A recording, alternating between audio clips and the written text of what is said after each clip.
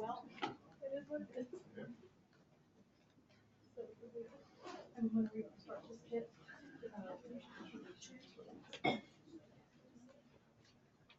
Okay, the activity for today is the compensation presentation. Go right ahead.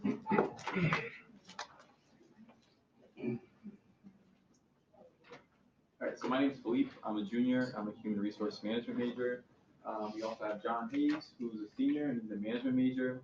Diego Faruqi, he's a junior and an HR major.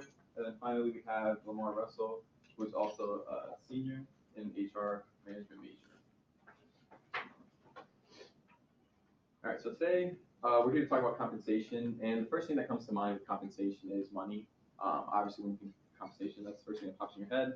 But there are other benefits besides just money with compensation.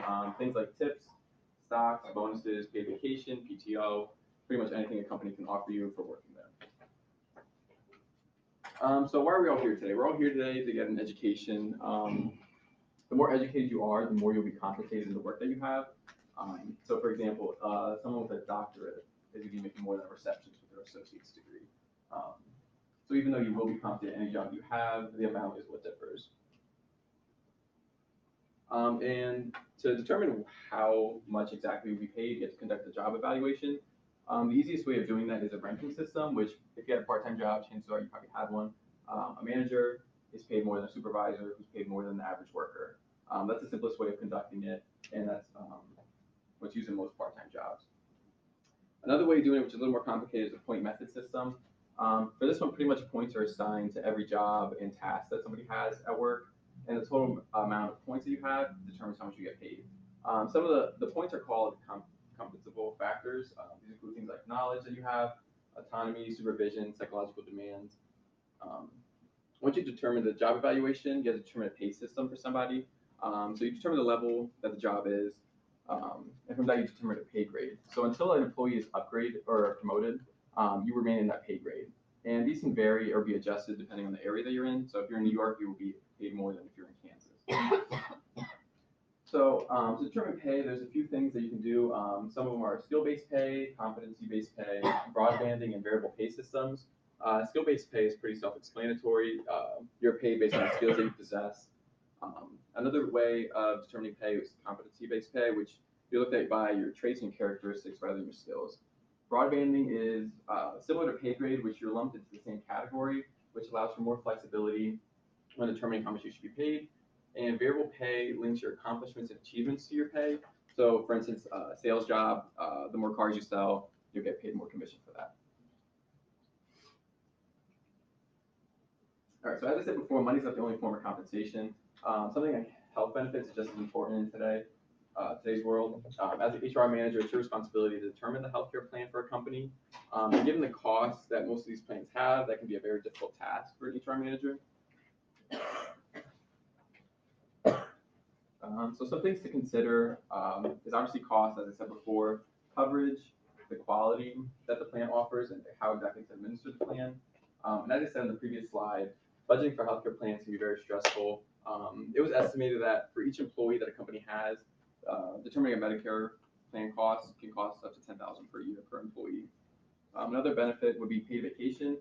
Most jobs increase vacation year after year, and you start off with 9 days on average your first year, and that increases to 2 weeks after your second year, which this benefit can obviously be important for employees who might work long hours during the week so that they can spend time with their families. Another important benefit would be 401k plans. It's obviously important for you to save for your retirement. So for example, if you put 5% of your salary towards your 401k plan, most companies will match that.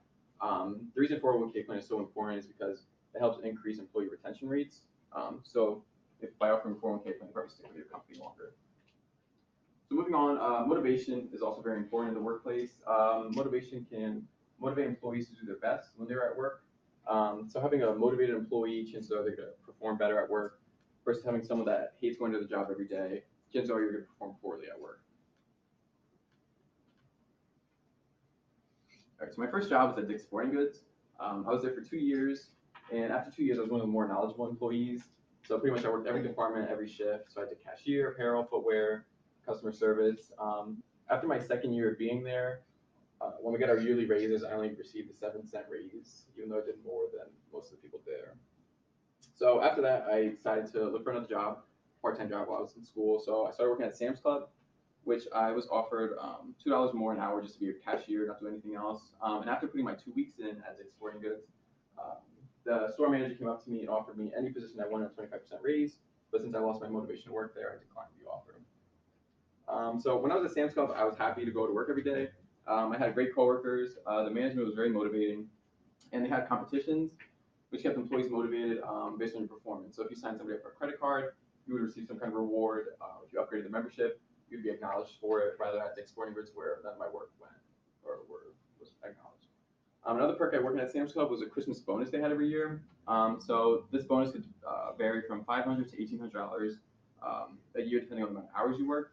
So throughout the year, this gave employees a reason to want to work more hours, to want to work harder, to get that bonus around Christmas time, to be able to purchase obviously things for themselves or their families. So as I said before, a motivated workforce is very important. These in turn lead to lower turnover rates in a company. So at Sam's Club, many of my coworkers were there from 5 to 20 years, whereas when I was at Dick's, I was only there for 2 years, and I was one of the only people there from when I originally started. So obviously the turnover rate there was much higher. So compensating your workers for hard work is worthwhile for a company. Not being paid what you think you should be will lead you to want to look for another job. And in today's economy, with so many job openings, it's pretty much easy for anybody to just leave a job and find another one. So it is the responsibility of the HR department to motivate their employees. And that being said, I'd like to pass things on to John, who will go more in depth with compensation. Hello, class. My name is John. I'm a senior here at Rowan. And this isn't my slide, so let's give a round of applause. This is my slide. So this guy, his name is Frederick Winslow Taylor. He's widely considered to be the first management consultant back in the 19th century. And he came up with something called systematic soldiering. Systematic soldiering is a process where employees will do the bare minimum amount of time, work, and effort in order to keep their jobs. An example would be workers at the DMV. He also came up with the idea or the solution that financial incentives alone would fix systematic soldiering. Unfortunately, he forgot for something called, I'm jumping slides, he forgot to account for something. So on this next slide, by show of hands, how many of you see a vase? Okay. How many of you see two faces? Okay. So the point is, he forgot to account for something called the law of individual differences. And what the law of individual differences means, everybody's different. Everybody has different experiences, different values, different goals, different motivations. We're talking about compensation, and compensation really is motivation. There's two types of motivation. There's intrinsic motivation and extrinsic motivation. Intrinsic motivation has to do with your intangible types of compensation, things such as job fulfillment, job happiness, anything that doesn't show up on your pay stub. So pretty much how happy you are, how much you enjoy your job. Extrinsic motivation covers things such as money. Money is the number one type of compensation. It's pretty much what everybody thinks about when you think of compensation. So there's four main types of money compensation. There's hourly compensation, salary compensation, commissions, and bonuses. There's other types of cash compensation, but they're the four we'll cover today. So I'm pretty sure everybody here has worked a job at some point, and you've probably been paid hourly. But for this presentation's sake, hourly compensation is where you get a set rate per hour. You have whatever number of hours you work per day, and you multiply that and you get your rate. It doesn't normally incentivize employees to do very well. That kind of brings on the systematic soldering problem you have with hourly employees. The next type of compensation is salary compensation, and that's based on 2,080 hours per year or 40 hours per week. No matter how many hours you work per week, you get paid the same rate. So depending on the organization you work for, what kind of job you have, that could be a good thing or a bad thing. When you compare the two, hourly versus salary, trying to figure out which one's better, again, it depends on what the job is. So let's pretend you're a police officer and you work 80 hours per week. 40 hours of that's overtime, you're probably going to make a lot more money if you were an hourly employee as opposed to salary. So again, depending on the situation, the organization you work for, there's different pros and cons. The next type of compensation are commissions, and commissions are a percentage of either a sale or a contract. They're usually stockbrokers, real estate agents, sports agents, some kind of salesman. It's incentive for you to make a sale. The next type of compensation are bonuses. Bonuses are anything above and beyond your normal compensation. They can be cash, stock, or some combination of the two. An example would be a holiday bonus or an annual bonus, performance bonus. They're also taxed higher than your normal income or your normal salary as well. So let's talk about intrinsic motivation, which again, are your intangible types of compensation, and they don't show up on your pay stub. It has to do with job satisfaction, job fulfillment, and how happy you are, how much you hate your job. It's something that people normally overlook when they're looking for jobs, but it's an important type of compensation. Another example, let's pretend you're a dog walker, you got to play with puppies all day. You probably enjoy your job very much if you were being paid to play with dogs and puppies. It doesn't show up on your paycheck, but it's a very important factor. The caveat to that would be those jobs generally pay less as well. Next, in terms of job satisfaction, let's say you're a scientist researching the next cure for cancer, or you're working with a nonprofit and homeless people on the street. You're making a difference in the world as opposed to worrying about the bottom line. So again, fulfillment. What kind of relationship you have with the organization you work for is also important. Does the company appreciate your work? Does your boss even know your name? Knowing you're appreciated makes a world of difference if you want to show up to work every day. Or maybe you're just another cog in the machine and you work at Dick's for a 7-cent raise. Job security is another important one. This is important for your mental well-being and the psychological aspect. If you show up every day worried that you're going to get fired, your company's going to file for bankruptcy, it's not healthy, it's not a good job for you, good career. Another type of intangible compensation or intrinsic motivation is power. Power, a good example would be the Roman emperor or politicians. They're not doing it for the money. They're not doing it because they like their job. They love power and control, but that's also a factor in terms of compensation. So I am on my third career change. I was in business for a while. I worked in the corporate world for a while, and now I'm doing something completely different, but every stage I've kind of had a different motivating factor. When I first got out of school, I wanted to make as much money as I could. I wanted to have the nicest car, I wanted to have the biggest house.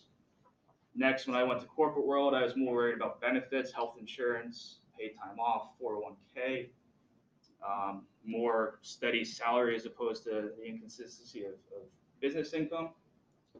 And now I'm focused on the intangibles, or the intangible type of compensation more, which is more job satisfaction, job fulfillment. I'm happy to go to work. I don't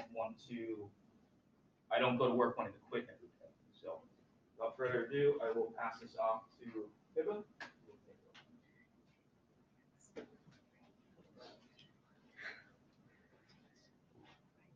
Thank you, John. Hi guys, my name is Hiba Faruqi, and as told earlier, I am a junior, currently majoring in human resource management and also minoring in MIS. Today I'll be talking to you guys about careers and compensation and benefits. So we'll be beginning to talk about what we can do with the degrees that we're all going to be earning either this semester or next year. So let's start with talking about who a compensation manager is. Compensation managers are trained professionals who work on a company's compensation and benefits programs.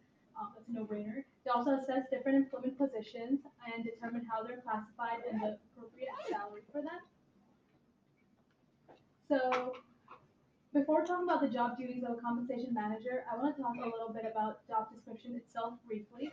It's an important step in planning your staffing programs because it forms the foundation of many important processes that involves job postings, recruitment, selection, compensation, and also training.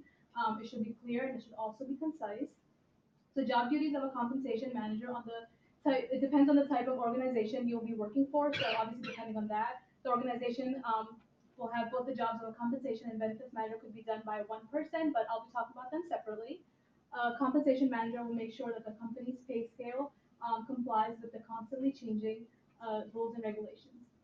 And it's also crucial to prepare company budgets and making sure that they stay within the company's budget. Compensation managers always have to be up to date about trends and how they're affecting compensation to determine how the company can improve its policies and procedures. So even though a large part of coming up with a compensation strategy involves looking at data behind your computer, good compensation managers won't only do that, but they will also meet with the line managers to help develop promotion and retention strategies for its existing employees.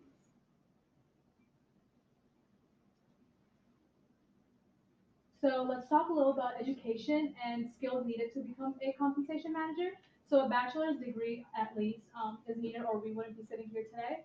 A bachelor's is the minimum requirement, but you can also go on to pursue your master's in human resource management or even an MBA with like concentration in HR or something like that. So just like education, work experience is also important in this career. So most people start off as like specialists and get experience working in finance or human resources, business administration, insurance, and management positions. This can also involve internships, part-time jobs, or even shadowing someone in the appropriate department. So going off of that, I just secured an internship with the payroll department here at Rowan for the fall of 2019. At my interview, I learned that I'll be looking over like stuff with employees' compensation and benefits packages. So I'm looking forward to that. It's kind of exciting. I want to raise. I'll let you know. It's an intern. So talking about the pay a little bit now, the median pay for compensation managers was $119,120 annually in 2017. That was according to the U.S. Bureau of Labor Statistics. That adds up to being about $57 per hour. And also job growth is estimated to be about 5% from 2016 to 2026. So at the end of the day, it is necessary to realize how important a compensation manager is. If your pay is not competitive and your employees are not well rewarded, they're not going to end up staying at your company. And like free incentives, like free lunches on Thursdays, it's not going to cut it. And the last thing you would want to lose is an employee that adds value to your company. So benefits also comes in under compensation. So let's talk a little about the benefits manager now. A benefits manager is responsible for administration of employee benefits in all company operations. So the position creates and changes new or modified plans and also administers existing policy and plans regarding employee benefits.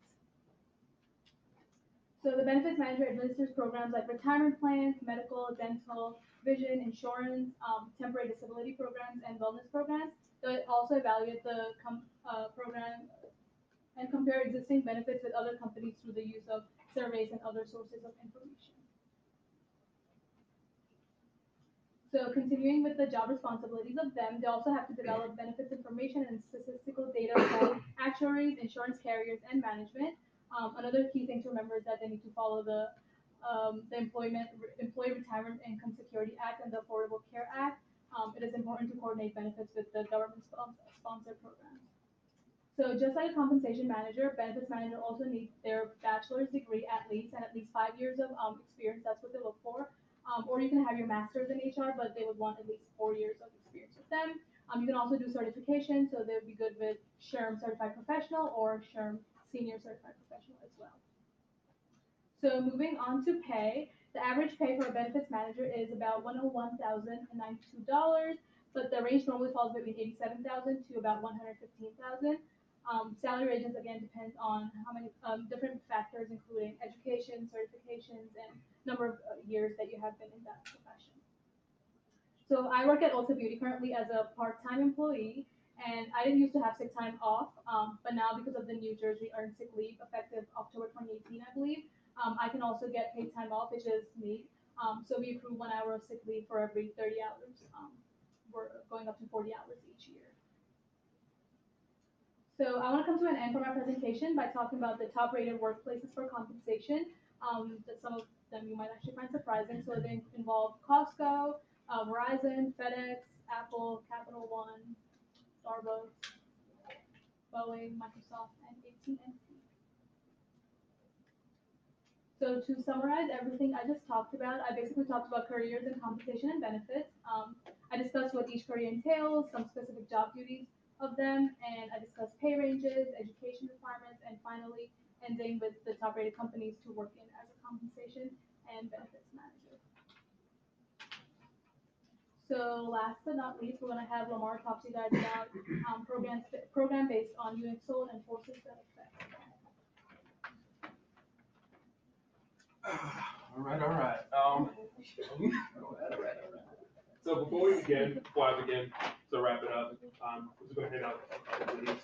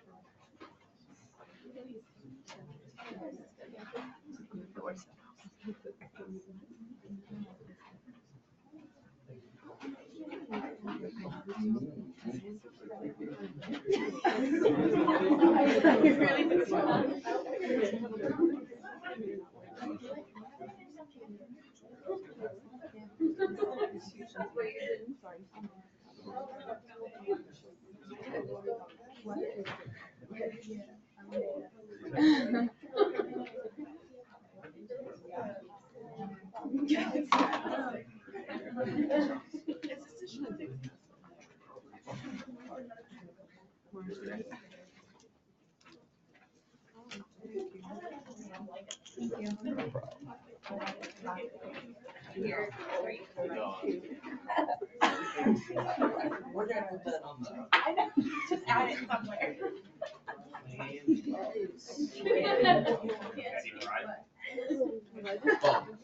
Oh, you don't talk about rights, you just text. Oh. No, we can't.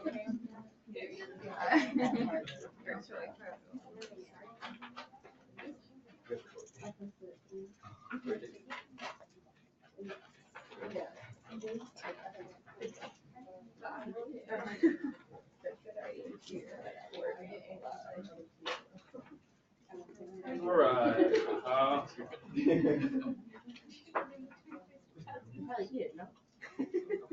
Let's begin. All right. Thank you, Kate. Thank you, police. John. My name is Lamar Russell. I'm going to talk briefly about commission programs based upon units sold, and summarize everything I think talked about. Also, I'm going to explain why we gave you out the goodies. Trust me, we're not going to charge you afterwards. Compensation is the money received by the employee from the employer as a salary or wage. However, as Philippe stated previously, that's not the only way to be compensated. You can also be compensated by vacation time, free food, free candy. When I worked as a mobile salesman, I was actually compensated by reduced cell phone plans as well. Commission and programs based on units sold are two aspects of compensation I have a lot of experience in. I worked as a mobile sales consultant, starting out and worked my way up to mobile sales manager at Target Mobile. How many people have Target? Okay, cool. So we were paid base plus commission. Our commission was earned upon cell phones, digital services, accessories, TVs, pretty much all electronics we sold. It was first based upon money, so like $40 per phone. Right now, I currently work for Grubhub.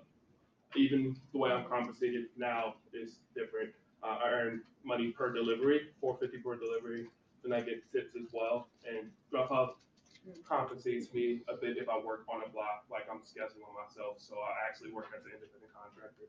So for experience, compensation is based off your experience. I had a lot of experience in my job as a mobile sales consultant and working up to a mobile sales manager.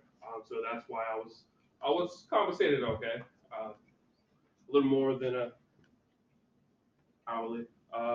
There are many different forces that affect the amount. 1 second, sorry.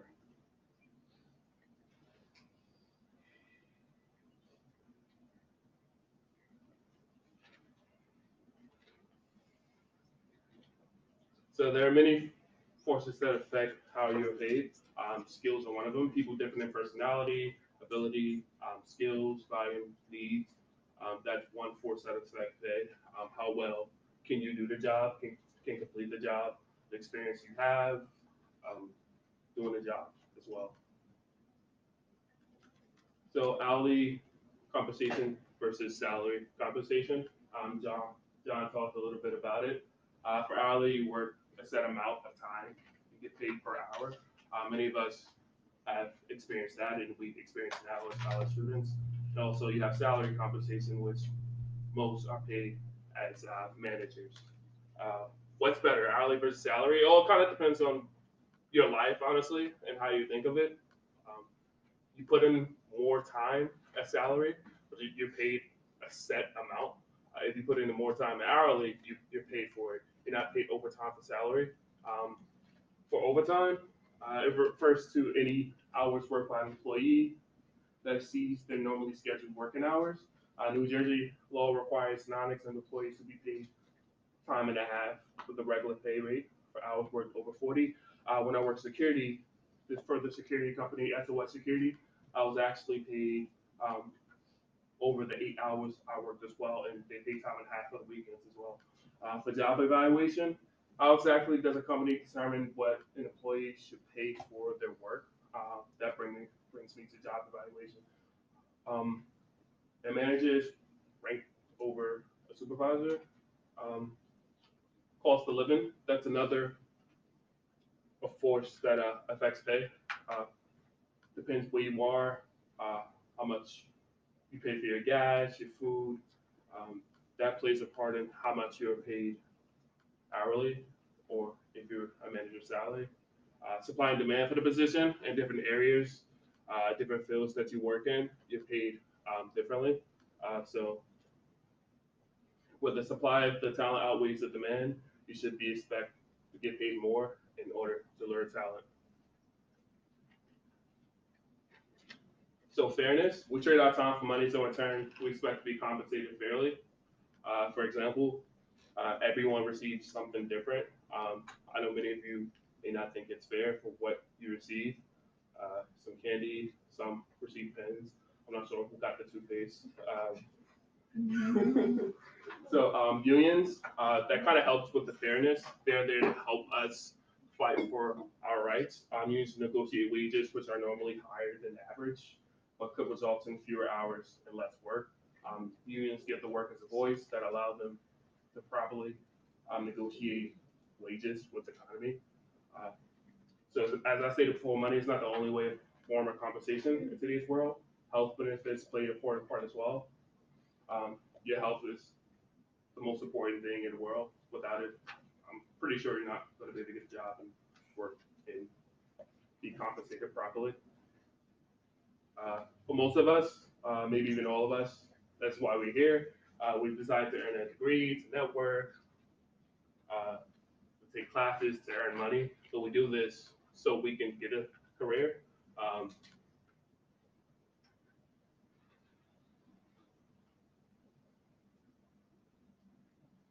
So with that being said, one career choice you have is compensation manager and a benefits manager.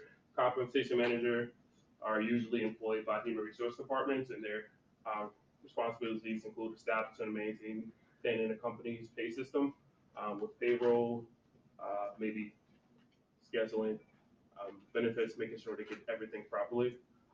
So just to explain what we're giving out with the food, the goodies. Did you give out the coins, John?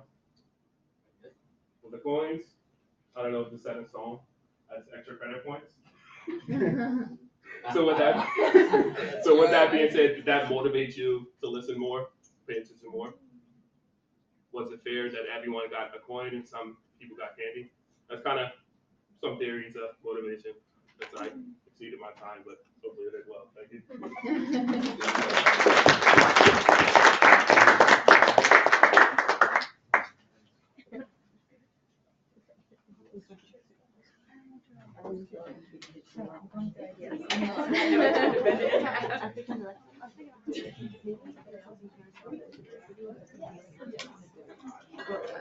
Are you using that?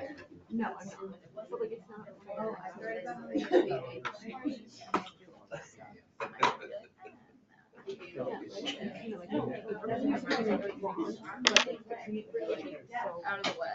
Like, it would take so much work.